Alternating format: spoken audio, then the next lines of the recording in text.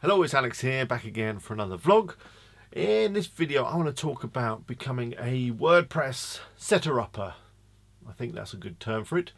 Basically, someone who helps companies get themselves online using WordPress. And I strongly believe that this is a business that anyone can get into. Literally anyone. Well, maybe not everyone, but pretty much everyone can do this. I mean, I've done it, so therefore I think most people can probably do it. And basically what it involves is learning how to set up a WordPress website and then doing that for other people and charging for that service because, it's a great business to get into. There's also recurring revenue as you go forward because people can pay you to host their website and to support the website. So it's really nice business from that point of view because once you've got a customer, that customer will keep paying you every single month, which if you know anything about business, you'll know that that's a good thing rather than having to go and get new customers every time. So let me just very, very quickly explain how this business works in the next couple of minutes and hopefully inspire you guys. If you're currently working for someone else and you're thinking about maybe doing your own thing, this might be a good little starting point for you. So the first thing you need to do is learn WordPress, and you can do that for free. For example, you can watch my other channel, which is WP Eagle. There's tons of videos on there, all about WordPress. And just look on YouTube in general. And if that's not enough for you, you can go to places like Udemy. There's tons of places all over the internet where you can learn WordPress. And it's actually really easy to learn. It's not a hard platform. Once you've done it a couple of times, you'll be fine. So learn WordPress, make yourself your own website using WordPress. To get your head around it and kind of get your confidence up. The great thing with WordPress is that you can buy premium themes, which kind of give you the functionality and the look and feel of your website. So get familiar with a premium theme, maybe something like X theme. That's a little pointer there. A theme that you can use that only costs $50, $60 that you can use to create people's websites and that you can learn and that's really flexible. So once you've done that, once you've learned WordPress and you've got yourself a premium theme that you know how to use and you've created yourself a website, you then need to go and create someone else a website. And the best way to get started with this is to maybe ask friends or family, anyone that you know that might have a small business or an organization or a club or something like that where they have a need for a website, and go up to them and say, hey, I build WordPress websites, would you like me to build you a website? And they would hopefully say yes. And at this point, you don't have to charge them. In fact, it probably is better if you don't charge them and you do it for free. So you build them a nice website and you get to kind of learn how to work with someone, a client, and meet their demands and what they want and kind of talk to them about websites, that kind of stuff. So you build them their website for free and it looks really good. They're really happy. Do this a couple more times. So you've got 3 or 4 websites, including your own, under your belt. Because you're going to need a little bit of a portfolio when you get out into the real world and start selling to real clients, as it were.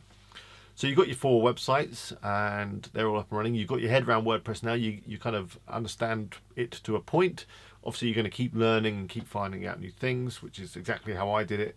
Just kind of kept going, kept finding new themes and new plugins and kind of new stuff that WordPress can do, and kept doing lots of research online. Here's another trick for you.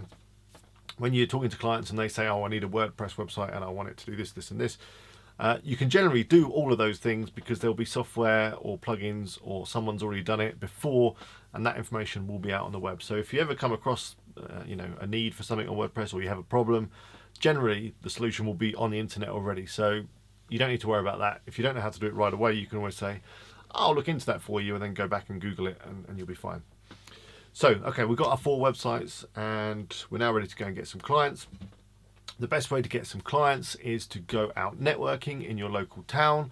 So get onto Google again, do a search for networking in wherever you live, type in your town name. So I type in networking in Bedford, which is where I live, and some events come up and there'll be like breakfasts and lunches and dinners, and or not even dinners, just like an evening networking thing or whatever, which I happen to run one in Bedford, coincidentally. There's loads of events anyway, so book yourself on one of them or a few of them and then get out there and start meeting people. Now the key is when you go out networking is not to try and sell anyone a website, just simply go out there to kind of get to know people. So introduce yourselves. You're going to need some business cards for this as well, by the way, which you can source online very easily. Check out Moo Cards, for example. That's a good place to get business cards. Go out networking, build some relationships with people. So as I said, don't try and sell anything, just talk to people, be friendly, listen to people, ask questions, build rapport. Go out networking for a few weeks, and you'll start to find that people do show an interest in what you're doing, and before long you'll get someone asking for a website. And now is your opportunity to do a proposal and quote for that website. Now, there are a load of templates again online in terms of getting proposals done, but basically you just need a document that's going to detail what you're going to do in bullet points. So it's very simple. You're going to install WordPress, you're going to install a premium theme for them, you're going to customize the premium theme, you're going to make it match their look and feel, you're going to add their logo, or you're going to add some content. Whatever you're going to do, just bullet point it, and then with a price at the bottom and somewhere they can sign. That's generally enough for a simple proposal. How much you're going to charge? Well, that's going to depend, but as you're starting out, it's probably going to be at the lower end. So in the UK, I would say, maybe £1,000 or £500, whatever you feel confident in asking for. Obviously, translate to your local currency. And send the quote out, and obviously include links to some of those websites that you've previously done so they can check out your work. If you get the deal, that's great. I would then advise that you get half the money up front and then ask for half the money at the end of the project, and build them their website. Don't take too much crap from the client though, by the way. Kind of try and steer the project how you want it to go. They're obviously going to have their ideas, but try and be strong with them and make some recommendations and that kind of thing. I don't generally go for any kind of graphic design stuff when it comes to building websites. I'll just use premium themes and I'll just build it on there and then send it over and then make adjustments based on the feedback. I don't back in the old days, used to kind of draw website designs in Photoshop and send them over, and then they'd sign them off and then you'd build a site. Don't do that. Just start building a site, send it over to the client, and then kind of adapt it as you get your feedback. So you've done your first project. Now let's talk about hosting. So you're going to want to host this website for the client. It makes it easier. So you need to go over to a hosting company, maybe HostGator or anyone really that offers reseller hosting. That's what you want. Do a Google search for it if you don't know where to go. Get a reseller hosting account, which basically allows you then to create as many hosting accounts as you like. Get a reseller hosting account, create the hosting for the clients, and put the websites on there, and then you can charge them a monthly or annual fee for that hosting. That can be whatever you like, but obviously you want to cover the costs of your reseller hosting. I don't think £200, £300 a year is out of the question when it comes to hosting.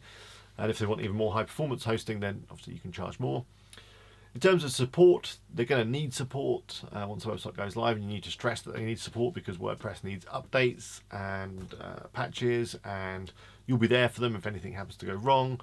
And you can charge, 500,000, 2,000, 3,000 a year, whatever you think the client is able to pay, and how demanding you think they're going to be, and that's it basically.